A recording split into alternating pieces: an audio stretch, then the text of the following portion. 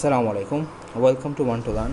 আজকে ইনশাল্লাহ আমরা পড়াবো রিফ্লেকশন অফ লাইট। সো আজকে আমরা প্রথমে যাই, হোয়াট ইজ রিফ্লেকশন। রিফ্লেকশন আসলে বলতে বোঝায়, যদি আমরা নর্মাল একটা এক্সাম্পল দিই, ম্যাক্সিমাম বলতে বোঝায় হলো bouncing off an object, bouncing off an object to its previous medium, to its previous medium. এটা মানে কি? মানে হলো, সাপোজ একটা যদি একটা এক্সাম্পল চিন্তা করি, যে মনে করো একটা বল, সেই বলটা এখানে আছে, সাপোজ এটা হলো সেই বলটা। সো এই বলটা যখন এখন কোনো জাস্ট উপর থেকে নিচে ফেলাই দেওয়া হলো, সো জাস্ট উপর থেকে নিচে পড়তেছে, পড়তে পড়তে পড়তে পড়তে সেই দিকে যাচ্ছে, যেতে সে এখানে এই সারফেসে এটা স্ট্রাইক করলো, সারফেসে স্ট্রাইক করে কী হলো, পরবর্তীতে এই বলটা আবার ব্যাক করলো, এই যে বাউন্সিং ব্যাক করলো, এই যে ফেনোমেনাটাকে বলা হয় রিফ্লেকশন। জাস্ট একটা সিম্পল এক্সাম্পল, এটাকে বলা হচ্ছে reflection, bouncing off an object to its previous medium. কেন?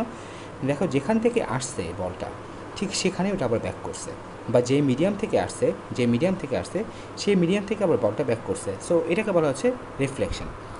সিমিলারলি এখন আমরা পড়বো what is reflection of light.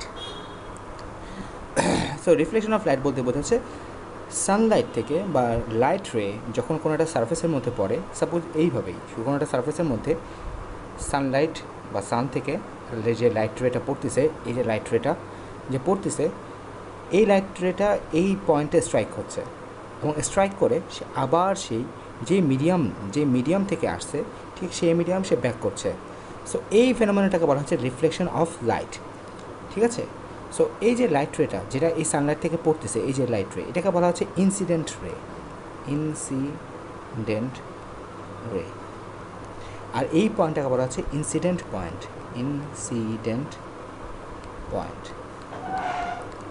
আর যেই সারফেসের মধ্যে স্ট্রাইক করতেছে সেই সারফেসটাকে বলা হচ্ছে রিফ্লেক্টর।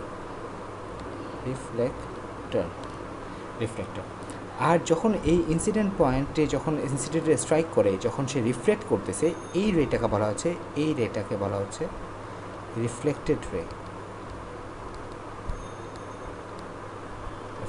সবাই আমরা বুঝতে পারছি, সান থেকে যখন একটা লাইট বা যে কোনো জায়গা থেকে, যে কোনো ইলুমিনাস অবজেক্ট থেকে যখন একটা লাইট রে যখন কোনো একটা সারফেসে হিট করে, কোনো একটা পয়েন্টকে হিট করে, সেই পয়েন্টটাকে বলা হচ্ছে ইনসিডেন্ট পয়েন্ট। আর যেই লাইট রেটা হিট করতেছে সেটাকে বলা হচ্ছে ইনসিডেন্ট রে, কারণ it is being incident on the reflector, এবং যেটা রিফ্লেক্ট হচ্ছে সেটাকে বলছে রিফ্লেক্টেড রে।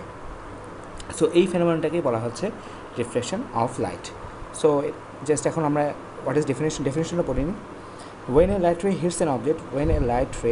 hits an object and bounces off, it is called reflection of light. আচ্ছা, সো এখন হলো নতুন আরেকটা জিনিস পড়বো, সেটা হলো স্ট্রাইকিং অফ লাইট বা স্ট্রাইকিং অফ লাইট ফেনোমেনা। এই জিনিসটা আসলে কি? আগেকার লাইক অনেক বছর আগে ইজিপশিয়ান আর গ্রিক সায়েন্টিস্টরা তারা ধারণা করতো যে আমাদের এই আমাদের চোখ থেকে যখন লাইট কোনো একটা অবজেক্টের মধ্যে পড়ে, দেন আমরা ওই জিনিসটাকে দেখতে পারি। আমাদের চোখ থেকে লাইট কোনো একটা অবজেক্টের মধ্যে পড়বে, তখন আমরা এই জিনিসটাকে দেখতে পারবো। বাট এটা একটা রং থিঙ্কিং ছিল। এটা পরবর্তীতে একজন আরব মুসলিম সায়েন্টিস্ট আল হাসান, যিনি ইউরোপে আল হাজান নামে ফেমাস, উনি প্রুফ করলো না, যখন কোনো লাইট কোনো ইলুমিনাস অবজেক্ট থেকে বের হবে, এই যে ইলুমিনাস অবজেক্ট থেকে যখন লাইটটা বের হচ্ছে, এইটা যখন কোনো একটা সারফেসে হিট করবে এবং হিট করে যখন আমাদের চোখে এসে পড়বে, দেন আমরা ওই জিনিসটাকে দেখতে পারবো, নতুবা আমরা দেখতে পারবো না। ঠিক আছে? সো এটা হলো স্ট্রাইকিং অফ লাইটের সিস্টেম, যে আমরা বুঝি যে ইলুমিনাস অবজেক্ট থেকে যখন লাইট আমাদের চোখে এসে পড়ে, দেন ওটাকে আমরা দেখতে পারি। আমাদের চোখ থেকে লাইট যখন যায়, ওটার জন্য আমরা দেখতে পাই না, বরং এটা একটা রং থিঙ্কিং ছিল। মডার্ন থিঙ্কিং হলো ইলুমিনাস অবজেক্ট থেকে যখন লাইট আমাদের চোখে এসে পড়বে, ওই জিনিসটা আমরা দেখতে পারবো। ঠিক আছে ইনশাআল্লাহ? সো এরপরে আমরা পড়ব lodge of reflection of light. So what is lodge of reflection of light? So just আগে আমরা জানি যে কী জিনিসটা কি। একটা লাইট রে যেটা ইনসিডেন্ট হচ্ছে সেটাকে বলছে ইনসিডেন্ট রে, যেটা রিফ্লেক্টেড হচ্ছে সেটা রিফ্লেক্টেড রে, আর যেই সারফেসের মধ্যে ইনসিডেন্ট হচ্ছে সেটাকে বলছে রিফ্লেক্টর। আচ্ছা, এখন এই ইনসিডেন্ট যে পয়েন্টটা আছে, এই ইনসিডেন্ট পয়েন্টে যদি একটা পারপেন্ডিকুলার লাইন চিন্তা করি, just perpendicular line, it's a imaginary line, perpendicular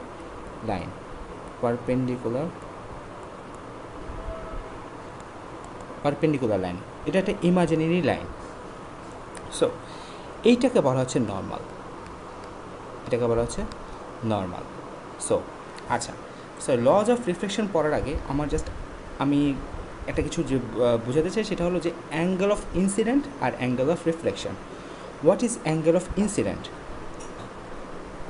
incident ray, so incident ray, আচ্ছা, সো ইনসিডেন্ট রে এই নর্মালের সাথে যে অ্যাঙ্গেলটা ক্রিয়েট করে এই অ্যাঙ্গেলটাকে বলা হচ্ছে angle of incidence, angle of incidence. এটাকে আই দিয়ে ডিনোট করা যায়। ঠিক সিমিলারলি এই রিফ্লেক্টেড রে যে নর্মালের সাথে যে অ্যাঙ্গেলটা ক্রিয়েট করতেছে সেটাকে বলছে angle of reflection, angle of reflection. আর laws of reflection states that the second laws of reflection state that the angle of incidence I is equal to R no matter about the surface.